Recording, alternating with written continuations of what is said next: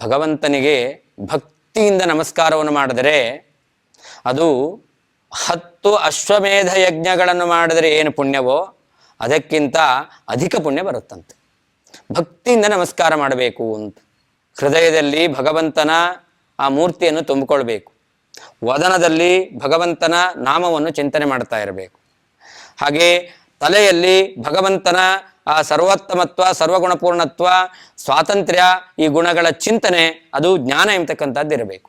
ಹೀಗೆ ತಲೆಯಲ್ಲಿ ಜ್ಞಾನವನ್ನು ತುಂಬಿಕೊಂಡು, ಹೃದಯದಲ್ಲಿ ಭಕ್ತಿಯನ್ನು ತುಂಬಿಕೊಂಡು, ಬಾಯಿಯಲ್ಲಿ ನಾಮವನ್ನು ಉಚ್ಚಾರಣೆ ಮಾಡ್ತಾ ಆ ಭಗವಂತನಿಗೆ ಭಕ್ತಿಯಿಂದ ನಮಸ್ಕಾರ ಮಾಡಿದರೆ ಆ 10 ಅಶ್ವಮೇಧ ಯಜ್ಞವನ್ನು ಮಾಡಿದ್ರಿಂದ ಏನು ಪುಣ್ಯವೋ ಅದಕ್ಕಿಂತ ಅಧಿಕ ಪುಣ್ಯ ಬರುತ್ತಂತೆ.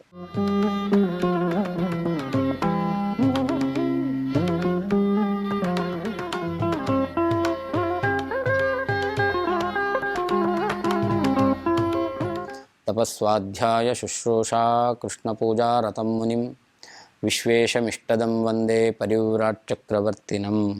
ಶ್ರೀ ಗುರುಭ್ಯೋ ನಮಃ. ಕಾಂತಾಯ ಕಲ್ಯಾಣ ಗುಣೈಕಧಾಮ್ನೇ ನವದ್ಯುನಾಥ ಪ್ರತಿಮ ಪ್ರಭಾಯ ನಾರಾಯಣಾಯಾಖಿಲ ಕಾರಣಾಯ ಶ್ರೀ ಪ್ರಾಣನಾಥಾಯ ನಮಸ್ಕರೋಮಿ. ಅನಾಕುಲಂ ಗೋಕುಲಮುಲ್ಲಲಾಸ ಯತ್ಪಾಲಿತಂ ನಿತ್ಯಮನಾವಿಲಾತ್ಮ ತಸ್ಮೈ ನಮೋ ನೀರದ ನೀಲಭಾಸೆ ಕೃಷ್ಣಾಯ ಕೃಷ್ಣಾರಮಣಪ್ರಿಯಾಯ.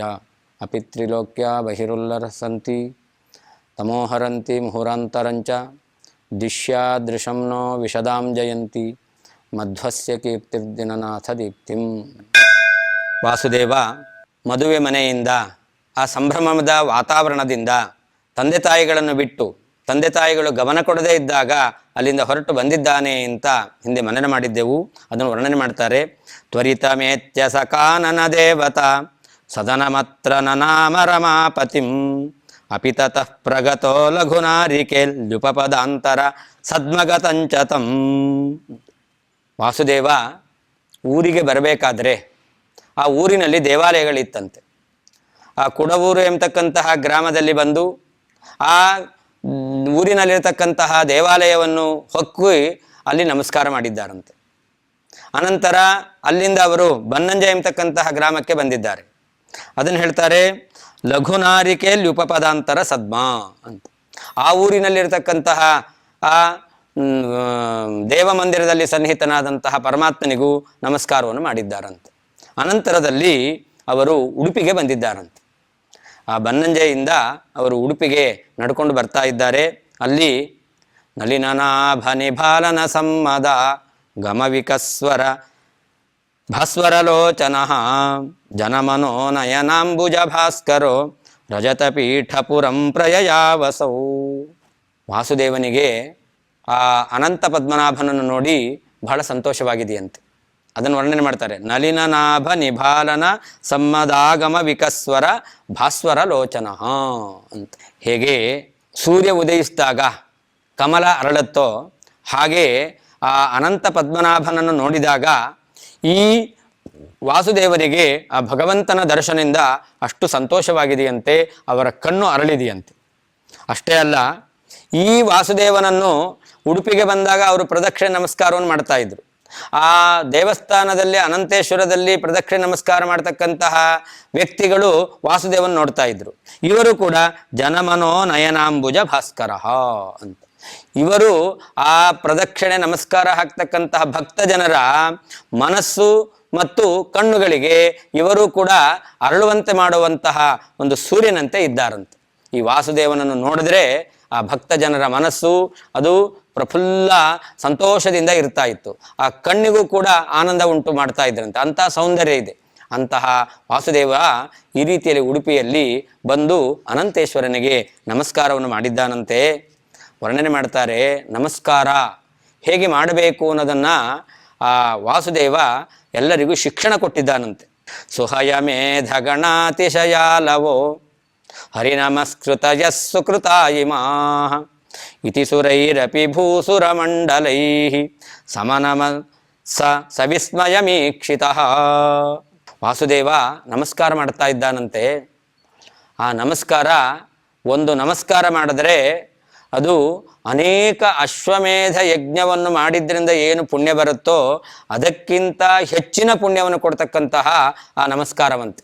ಆ ರೀತಿಯಲ್ಲಿ ಭಕ್ತಿಯಿಂದ ವಾಸುದೇವ ನಮಸ್ಕಾರವನ್ನು ಮಾಡಿದ್ದಾನೆ ಅಂತ. ಮುಂದೆ ವಾಸುದೇವ ಪೂರ್ಣಪ್ರಜ್ಞರಾಗಿ ಈ ಸರ್ವಮೂಲ ಗ್ರಂಥಗಳನ್ನು ಅವರೇನು ಜಗತ್ತಿಗೆ ಕೊಟ್ಟಿದ್ದಾರೆ ಅದರಲ್ಲಿ ಕೃಷ್ಣಾಮೃತ ಮಹಾರ್ಣವದಲ್ಲಿ ವರ್ಣನೆ ಮಾಡ್ತಾರೆ.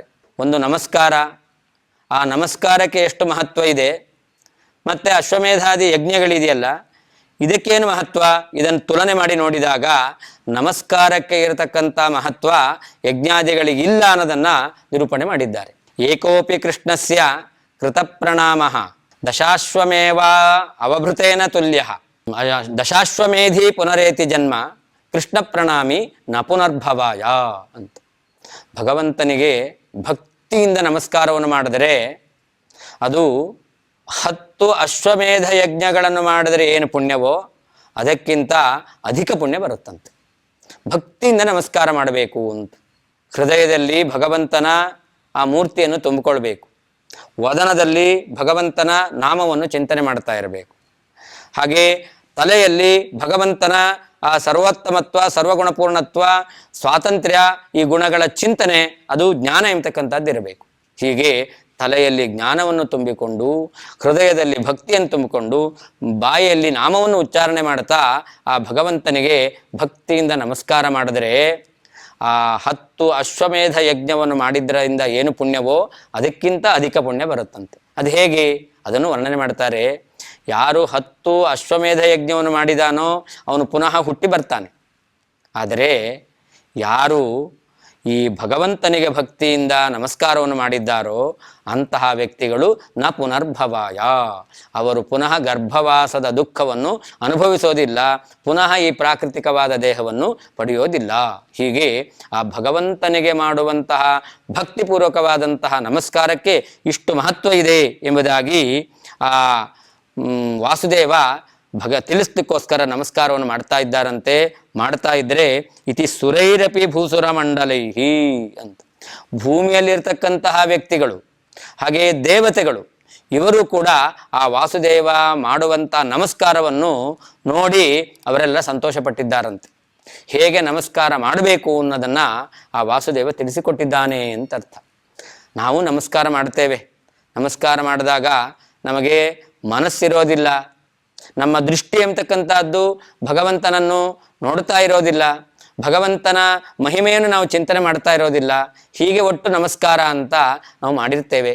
ಆದರೆ ಆ ನಮಸ್ಕಾರಕ್ಕೆ ಎಷ್ಟು ಮಹತ್ವ ಇದೆ ಅನ್ನೋದನ್ನು ವಾಸುದೇವ ನಮಸ್ಕಾರ ಮಾಡಿದಾಗ ದೇವತೆಗಳು ಭಕ್ತರು ತಿಳಿದಿದ್ದಾರೆ.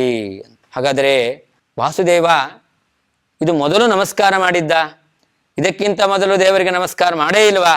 ಅದನ್ನು ವರ್ಣನೆ ಮಾಡ್ತಾರೆ. ನಹಿ ಹರಿಂ ಸತತನ್ನ ನಮತ್ಯಸೌ ನ ಚ ನ ಪಶ್ಯತಿ ನಾಪಿ ನ ವಂದತೆ ಅಪಿ ತಥೇತಿ ವಿಧಾಯ ವಿಶೇಷತಃ ಸನನು ಸಾಧು ಜನಾನ್ ಸಮಶಿಕ್ಷಯತ್. ವಾಸುದೇವ ನಮಸ್ಕಾರ ಮಾಡ್ತಾ ಇದ್ದ ಅಂತ ಹೇಳೋದಿಲ್ಲ. ನಹಿ ಹರಿಂ ಸತತಂ ನ ನಮತಿ ಅಂತ. ವಾಸುದೇವ ಪರಮಾತ್ಮನಿಗೆ ನಮಸ್ಕಾರ ಮಾಡ್ತಾ ಇರಲಿಲ್ಲ ಅಂತಿಲ್ಲ ಅಂತ ಹೇಳ್ತಾರೆ. ಶಾಸ್ತ್ರದಲ್ಲಿ ಒಂದು ಮಾತಿದೆ, ದ್ವೌನನ್ಯೋ ಪ್ರಕೃತಮರ್ಥಂ ಸಾತಿಶಯಂ ಗಮಯತಃ. 2 ನಿಷೇಧಾರ್ಥವನ್ನು ಕೊಡ್ತಕ್ಕಂತಹ ನಕಾರವನ್ನು ಹೇಳಿ ವಾಕ್ಯವನ್ನು ಪ್ರಯೋಗ ಮಾಡಿದರೆ ಹೇಳಬೇಕಾದ ವಿಷಯವನ್ನು ಅವರು ಒತ್ತಿ ಹೇಳ್ತಾರೆ ಅಂತ ಅರ್ಥ. ಅದನ್ನು ಗಟ್ಟಿಯಾಗಿ ದೃಢ ಮಾಡಿ ಹೇಳ್ತಾರೆ ಅಂತ ಅರ್ಥ. ಹಾಗೆ ವಾಸುದೇವನು ಪರಮಾತ್ಮನಿಗೆ ನಮಸ್ಕಾರ ಮಾಡ್ತಿರ್ಲಿಲ್ಲ ಅಂತಿಲ್ಲ.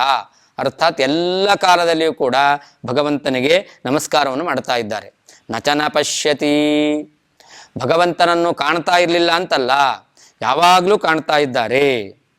ನಾಪಿನ ವಂದತೆ, ಸ್ತೋತ್ರ ಮಾಡ್ತಿರ್ಲಿಲ್ಲ ಅಂತಲ್ಲ, ಯಾವಾಗಲೂ ಸ್ತೋತ್ರ ಮಾಡ್ತಾ ಇದ್ರು. ಹಾಗಾದರೆ ಇವಾಗ ಅದಕ್ಕೇನು ಮಹತ್ವ ಅಂತಂದರೆ, ವಾಸುದೇವ ವಾಯುದೇವರಾಗಿದ್ದಾಗ ಎಲ್ಲ ಕಾಲದಲ್ಲಿಯೂ ಕೂಡ ಭಗವಂತನಿಗೆ ನಮಸ್ಕಾರವನ್ನು ಮಾಡ್ತಾ ಇದ್ದಾರೆ, ಭಗವಂತನ ನೋಡ್ತಾ ಇದ್ದಾರೆ, ಭಗವಂತನನ್ನು ಅವರು ಸ್ತೋತ್ರವನ್ನು ಮಾಡ್ತಾ ಇದ್ದಾರೆ.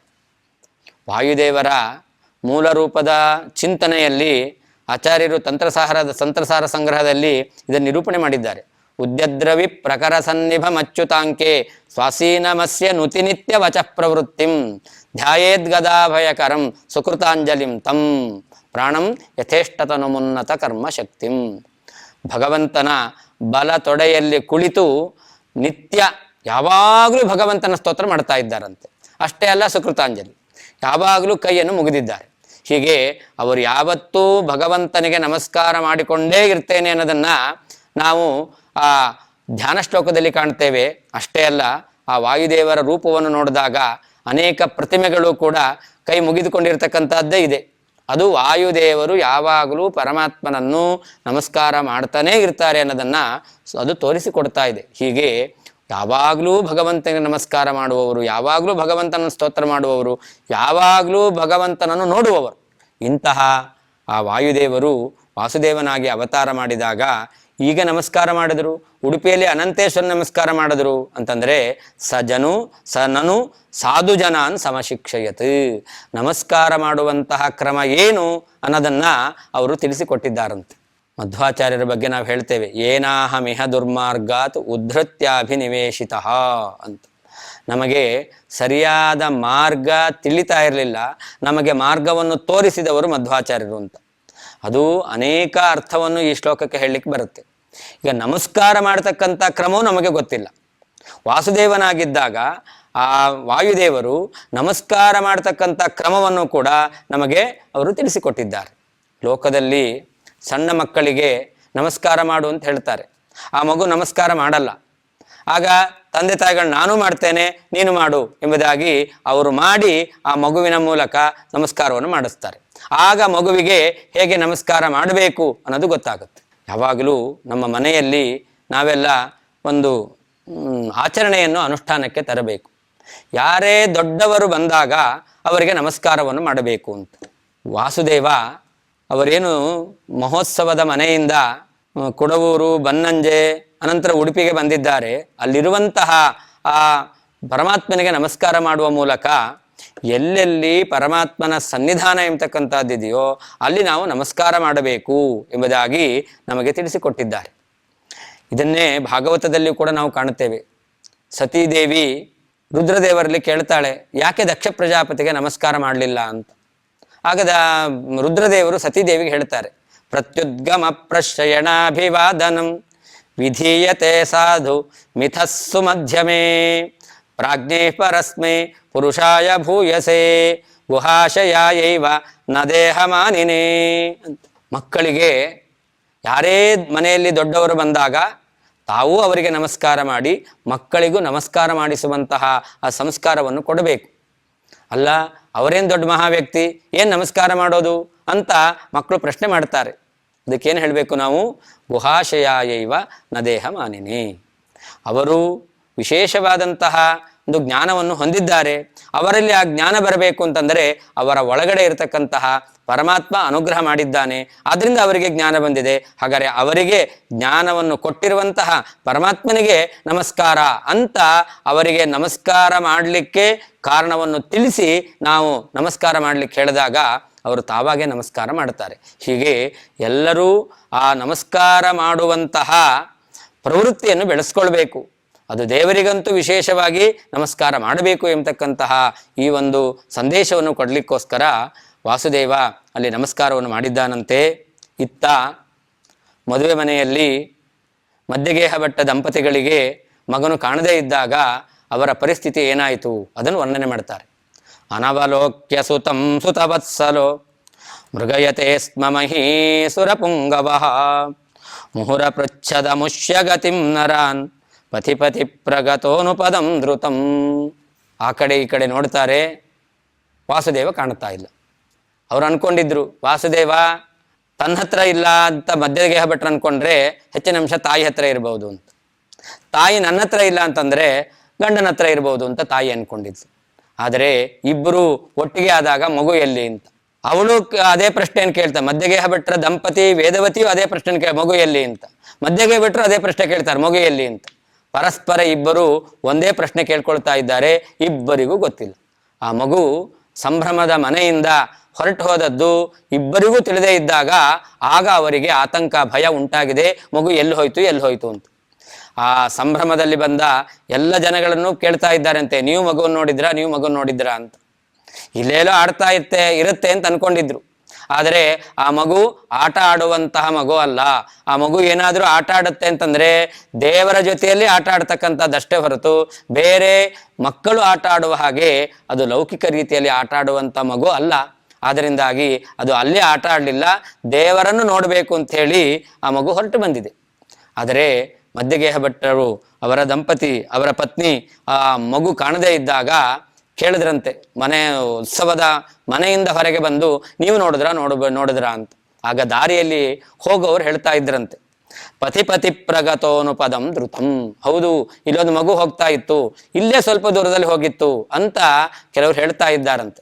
ಸರಿ, ಈ ಮಾತನ್ನು ಕೇಳಿ ಇದೇ ದಾರಿಯಲ್ಲಿ ಹೋಗಿದೆ ಎಂಬುದಾಗಿ ಆ ಮಧ್ಯಗೇಹ ಭಟ್ಟರು ಮಗುವನ್ನು ಹುಡುಕ್ಲಿಕ್ಕೋಸ್ಕರ ವಾಸುದೇವನ ಆ ದಾರಿಯನ್ನು ಅನುಸರಿಸಿಕೊಂಡು ಅವರು ಹೋಗ್ತಾ ಇದ್ದಾರಂತೆ. ಹೀಗೆ ಪುಟ್ಟ ಬಾಲಕನಾಗಿದ್ದಾಗ ತಂದೆ ತಾಯಿಗಳು ಗಮನ ಕೊಡದೇ ಇದ್ದಾಗ ವಾಸುದೇವ ತಂದೆ ತಾಯಿಗಳಿಂದ ದೂರ ಆಗಿದ್ದಾನೆ, ಮಧ್ಯಗೇಹ ಭಟ್ಟರು ಹುಡುಕ್ತಾ ಇದ್ದಾರೆ ಅಂತ ಕಥೆಯನ್ನು ನಿರೂಪಣೆ ಮಾಡಿದ್ದಾರೆ.